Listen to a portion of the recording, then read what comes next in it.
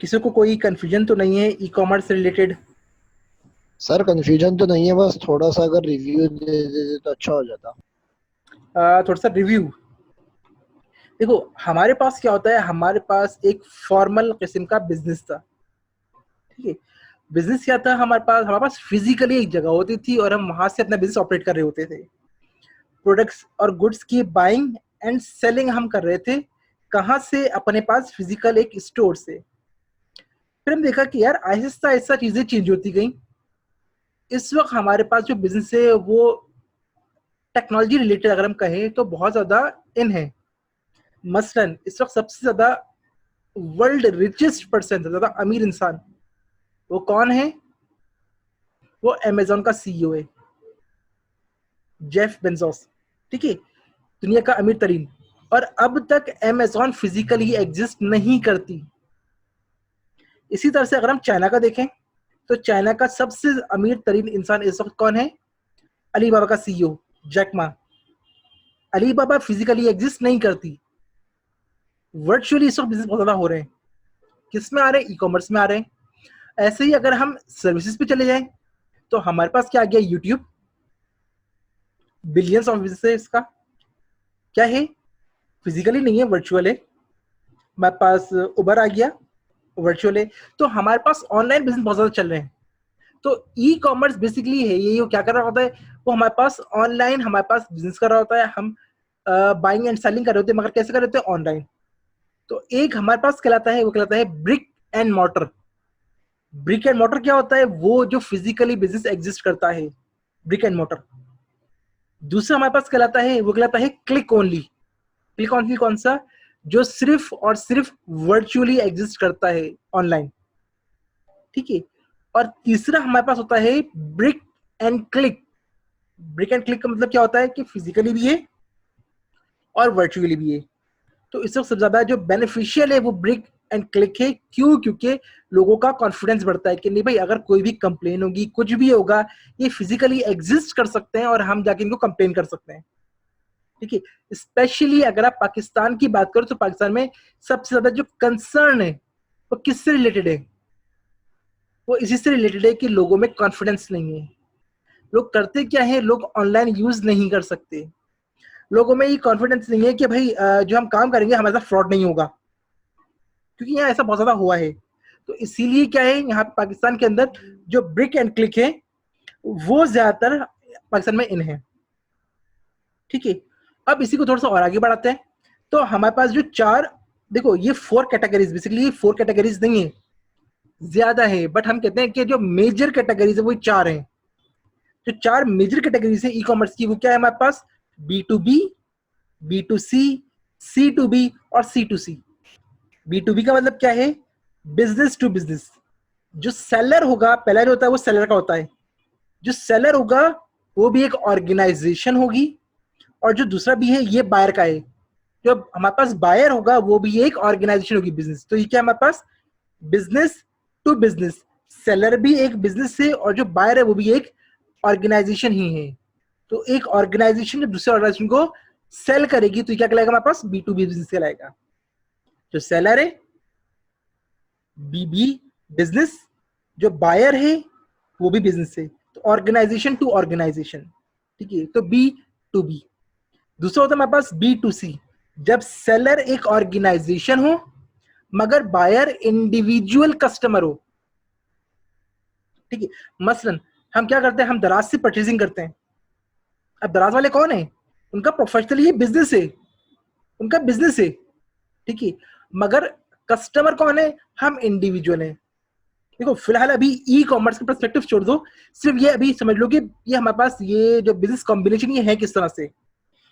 Business to business, जो बेच रहा है वो भी एक ऑर्गेनाइजेशन है, जो खरीद रहा है वो भी ऑर्गेनाइजेशन है। मसलन आपने सीमेंस का नाम सुना है? Siemens organisation.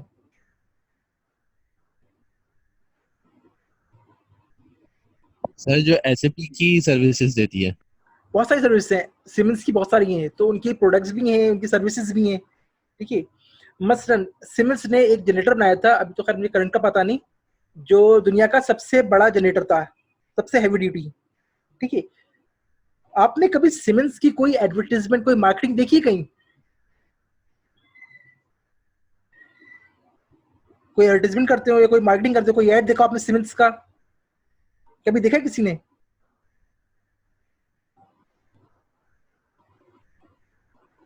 हेलो, आवाज आ रही है?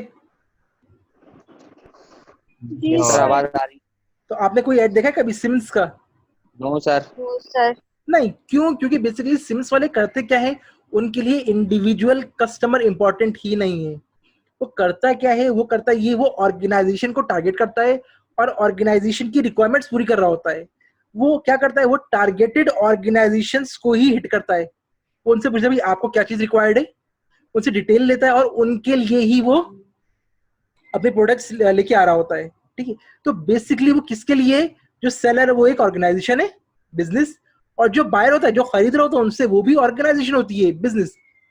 तो एक ऑर्गेनाइजेशन सिर्फ ऑर्गेनाइजेशन को ही फैसिलिटेट कर रही है, बी टू बी। क्लियर है ये पॉइंट? जी यस सर, सर। क्लियर है। यस ऐसे सर। हमारे पास क्या है, फिर हमारे पास बी टू सी, ऑर्गेनाइजिंग मतलब बिजनेस टू कस्टमर। वो कस्टमर को या कंज्यूमर को किसको दे रहे हैं? वो इंडिविजुअल कस्टमर को। दराज, आप क्या कर रहे होते हो? दराज क्या है? प्रोफेशनल ऑर्गेनाइजेशन है। ठीक है, और वो किसको सेल कर रही है? इंडिविजुअल कस्टमर को सेल कर रही है। ठीक है, अलीबाबा क्या कर रही है? अमेजॉन क्या कर रहा है? इंडिविजुअल कस्टमर को सेल कर रही है। ठीक है, बी टू सी।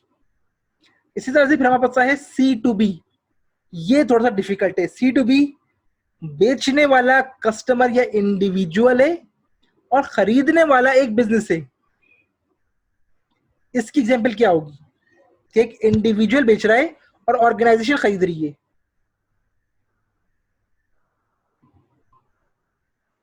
सोचो सोचो। सर होम इंडस्ट्रीज, मतलब कि घर पे कुछ सामान बना के जो सर ये सेल एड्स किया बना जाता रहे है होते हैं, वहाँ कस्टमर सर इंडिविजुअल बना रहे होते हैं और फिर ऑर्गेनाइजेशन को प्रोवाइड करते हैं। एग्जाम्पल तो बताओ, नाम तो लो कोई ऑर्गेनाइजेशन का। यार फूड पांडा। फूड पांडा। देखो, फूड पांडा हमारे पास अगर इस तरह देखें तो जितने भी, चाहे वो होम बेस्ड हो या ऑर्गेनाइजेशन हो, अगर होम बेस्ड भी है बट है तो बिजनेस ही, कर तो बिजनेस रहे ना।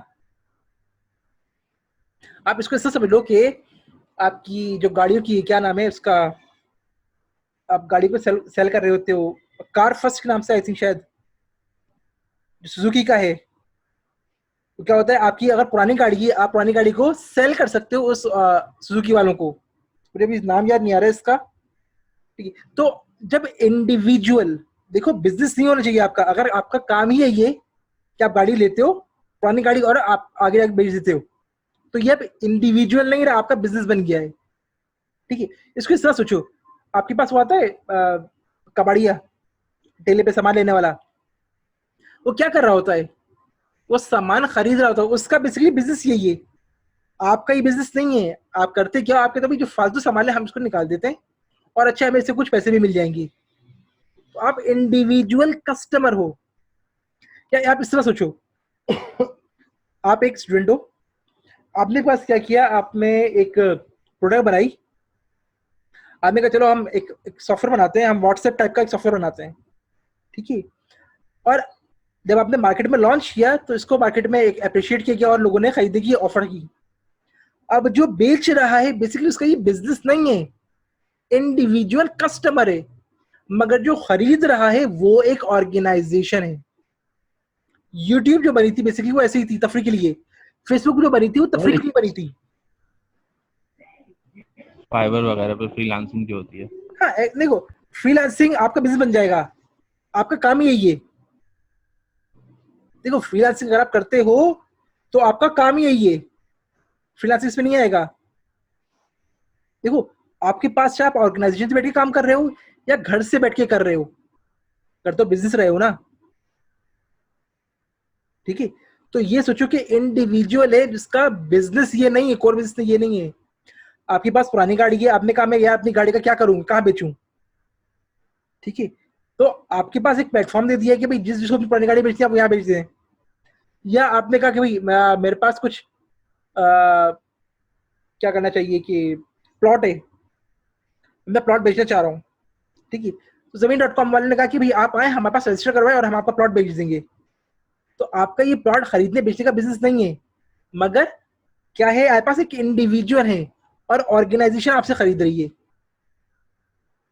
ठीक है। तो क्या बन जाएगा, ये बन जाएगा C2B, जब इंडिविजुअल कस्टमर बेच रहा हो और आपके पास ऑर्गेनाइजेशन परचेज कर रही हो। क्लियर है या कंफ्यूजन अभी भी इसमें C2B में? नहीं सर, क्लियर है। क्लियर है सर। ठीक है। अच्छा, C2C, अब बेचने वाला भी इंडिविजुअल कस्टमर है और खरीदने वाला भी इंडिविजुअल कस्टमर है। इसकी एग्जांपल क्या होगी?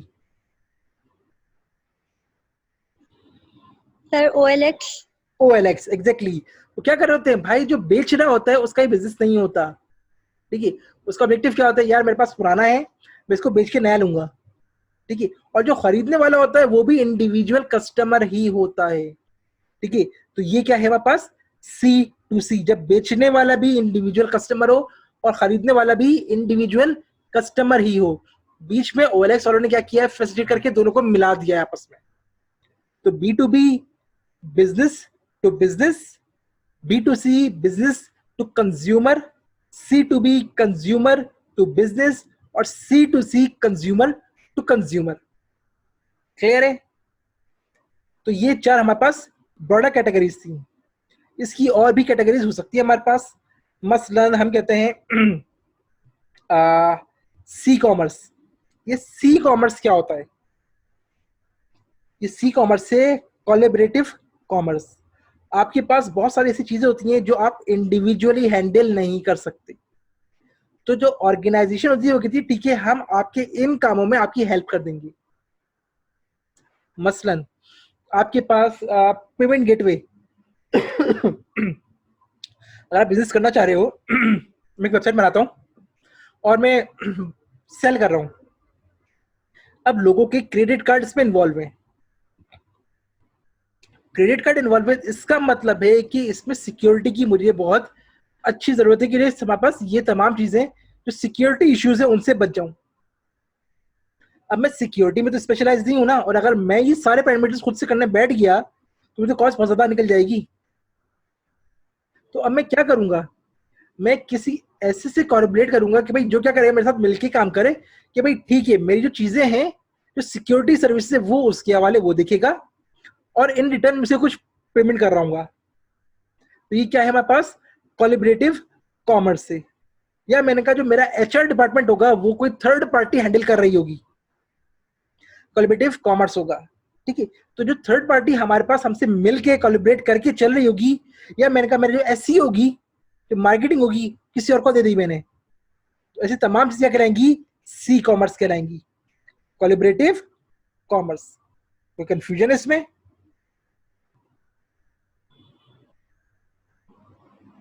हेलो, कोई कंफ्यूजन है? नो सर, क्लियर है। नहीं सर, कोई कंफ्यूजन नहीं है। ठीक है। ऐसी हमारे पास कहलाता है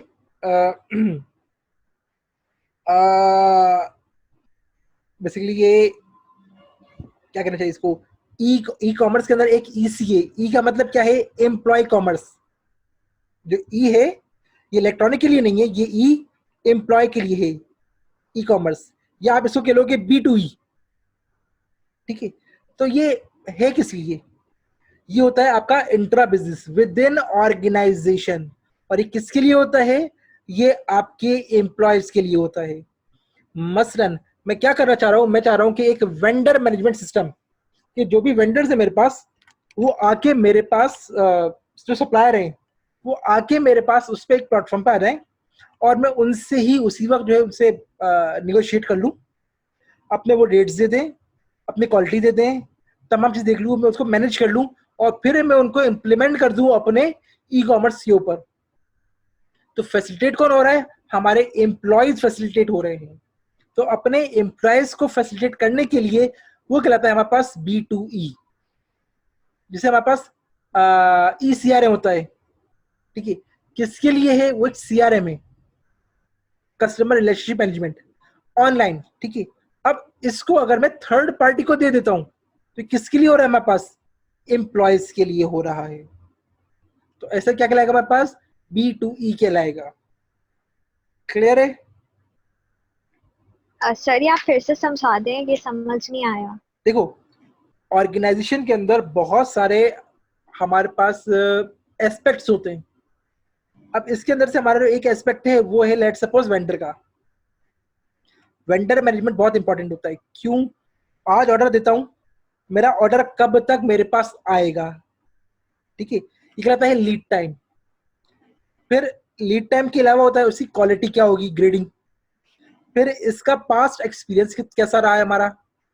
फिर ये इसने चार्जेस क्या चार्ज कर रहा है। तो ये मल्टीपल फैक्टर्स है हमारे पास।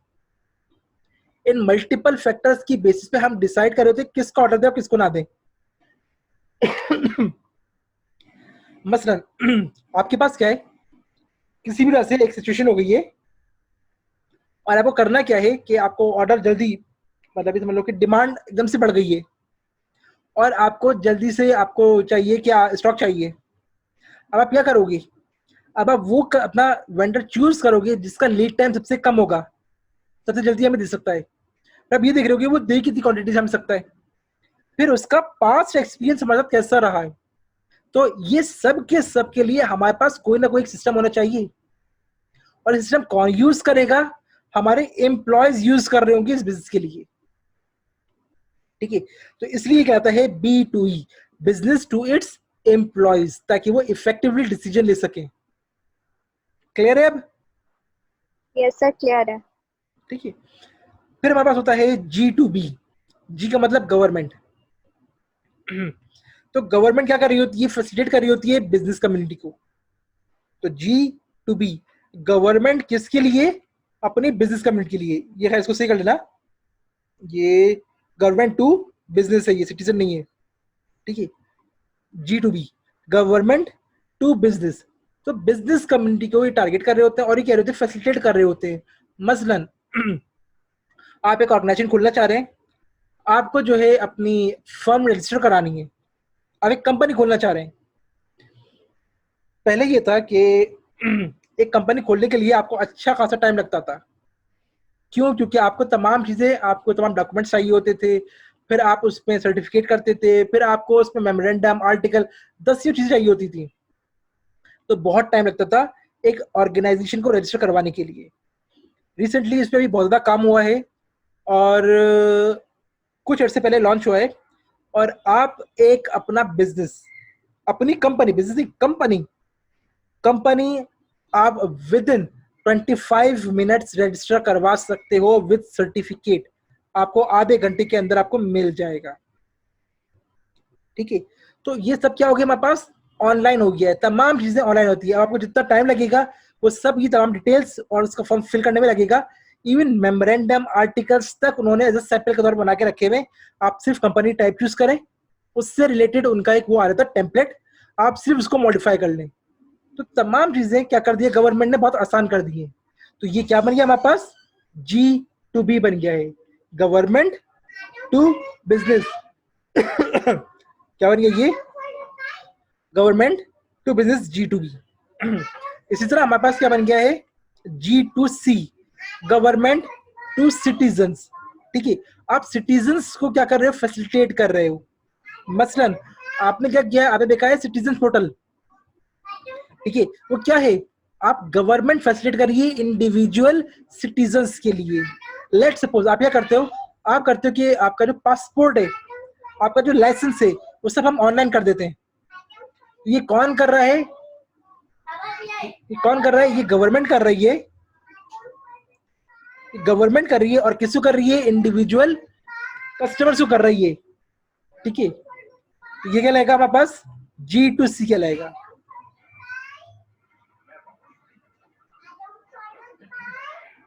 यार 2 मिनट पॉज करना, मैं अभी आ रहा हूँ।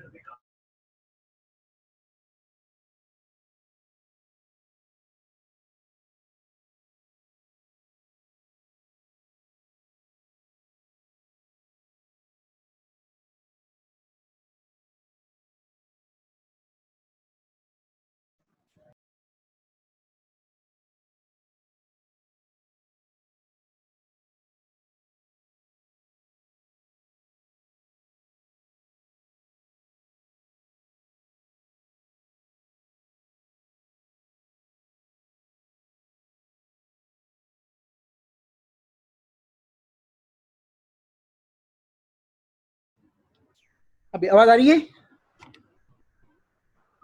हेलो, आवाज आ रही है? Yes sir. हाँ, तो हम कहाँ पर थे? G2C पे थे, ठीक है। गवर्नमेंट फैसिलिटेट कर रही है किसको? सिटीजन्स को।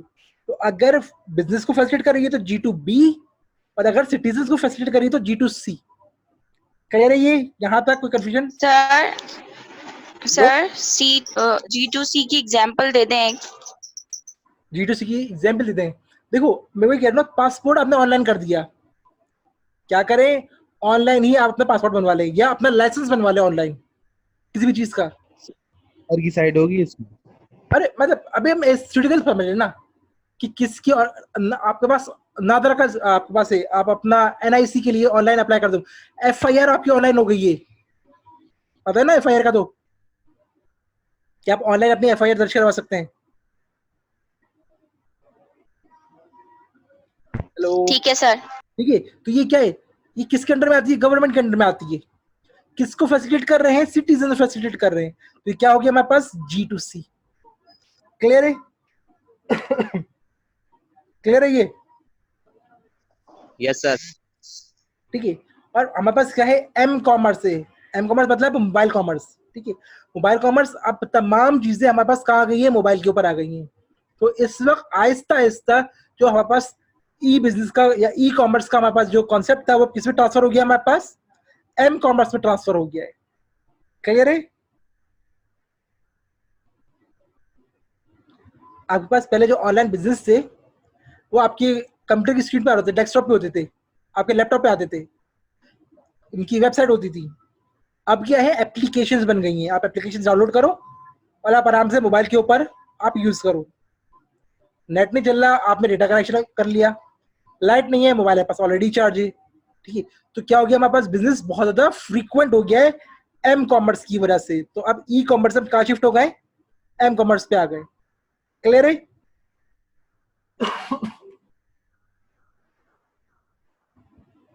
अच्छा,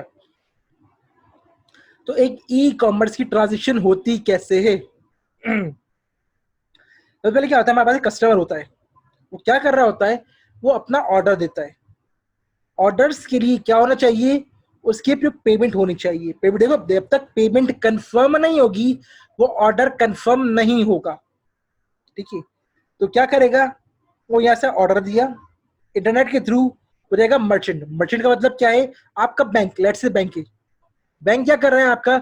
उस जो पेमेंट है उसको ऑथराइज करेगा या मना कर देगा, ठीक है।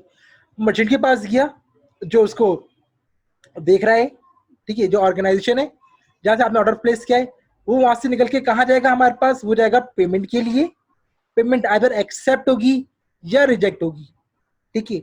अगर आपने कहा भाई ठीक है यहाँ तक आ गया, आप पेमेंट के लिए वो गया कहाँ पे? क्रेडिट कार्ड पे गया, इस कंपनी ने दिया है, एक्सेप्ट हो गया, तो फिर वो आके वापस से आएगा उसी वेबसाइट के ऊपर, और फिर ये एंट्री कहाँ रहेगी? डेटाबेस में रहेगी, भाई ऑथराइज हो गया है, पेमेंट ऑथराइज हो गई है, इसका ऑर्डर कंफर्म हो गया है।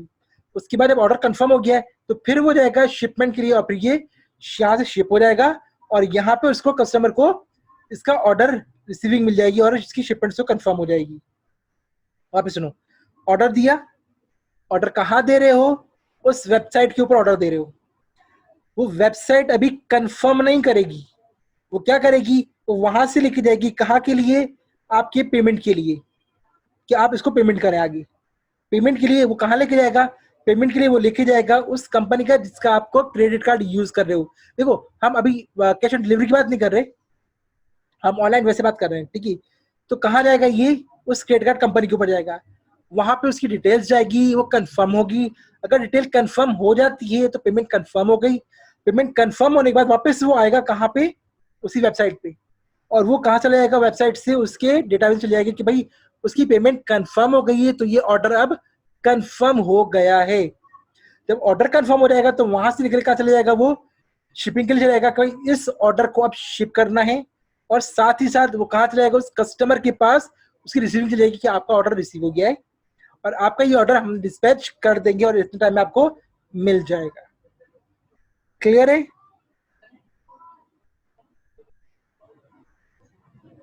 क्लियर है?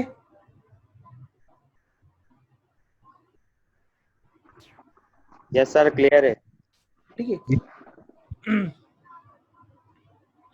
अरे भाई इसके अलावा क्या हम सर्विस, हम तो बहुत सारी बात कर ली कि भाई हम गुड्स हैं, हम ये कर सकते हैं वो कर सकते हैं, क्या सर्विस इंडस्ट्री के अंदर हैं? सर्विस इंडस्ट्री में मतलब हम आ गए इलेक्ट्रॉनिक बैंकिंग में, ई बैंकिंग। क्या कर रहे हैं हम आजकल?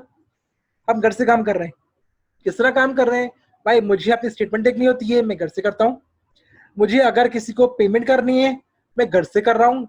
मुझे जो भी काम करना है मैं घर से ही कर रहा हूँ। किसके? बैंकिंग के।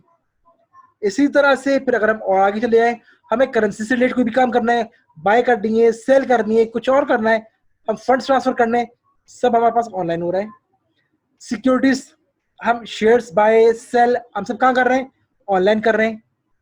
इस वक्त अब जॉब्स ऑनलाइन आ रही है, जॉब्स मार्केट ऑनलाइन बन गई है। क्या करते हैं आप? फॉर्म फिल करते हैं। देखो आप ये सोचो, आप क्या करना है, आप अप्लाई कर रहे हो एक ऑर्गेनाइजेशन में, लेट्स से पीआई अप्लाई कर रहे हो, ठीक है।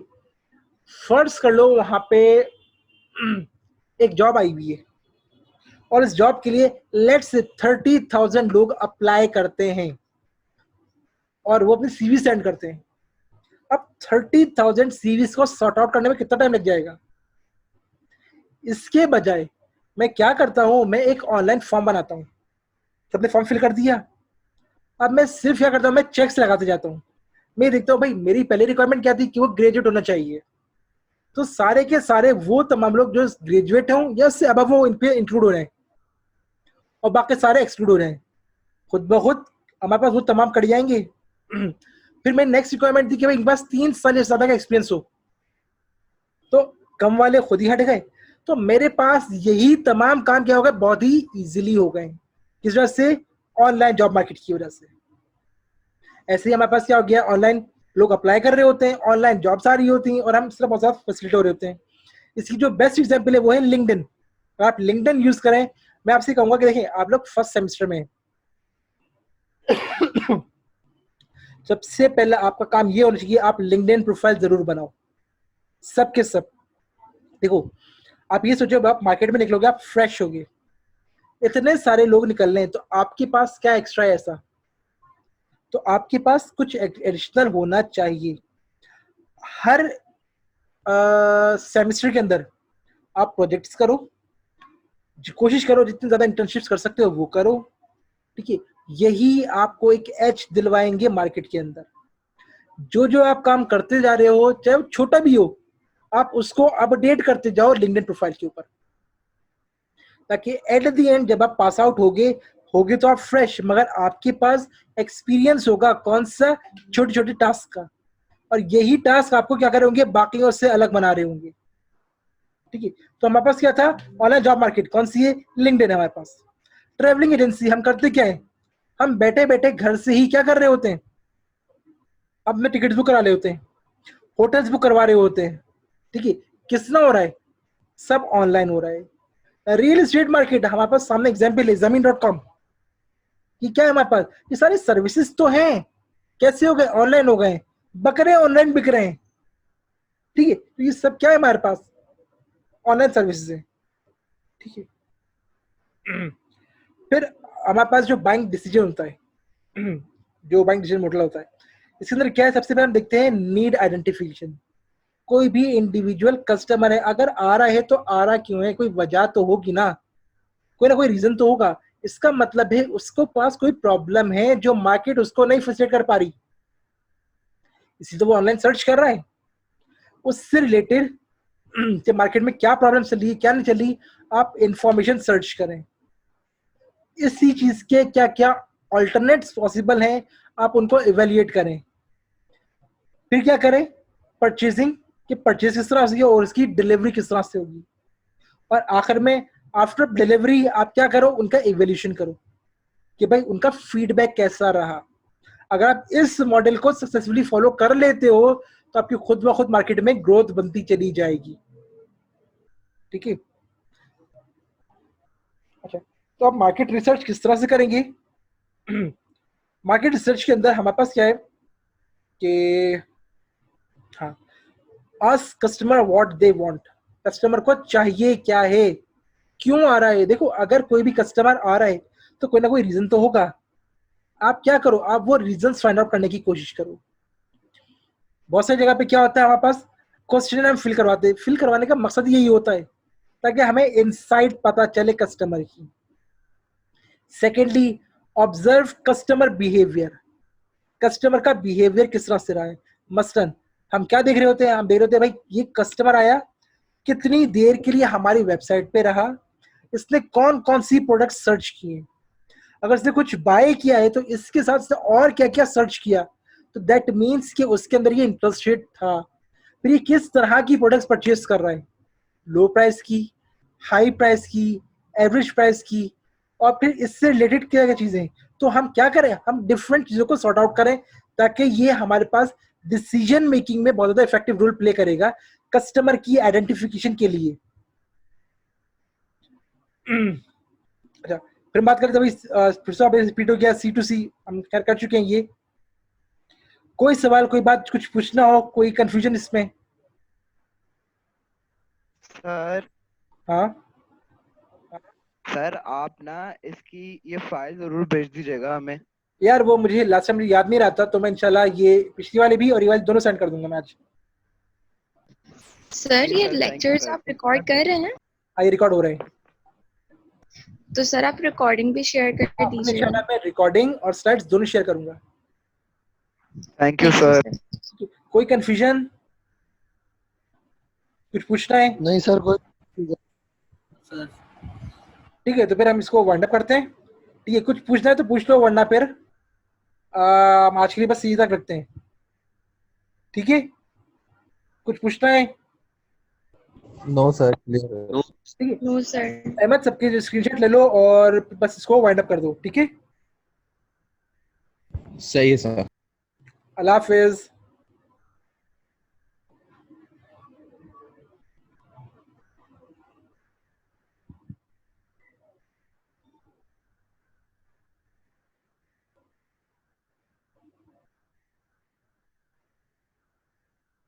सही सर, ले लिया स्क्रीनशॉट। अल्लाह हाफिज।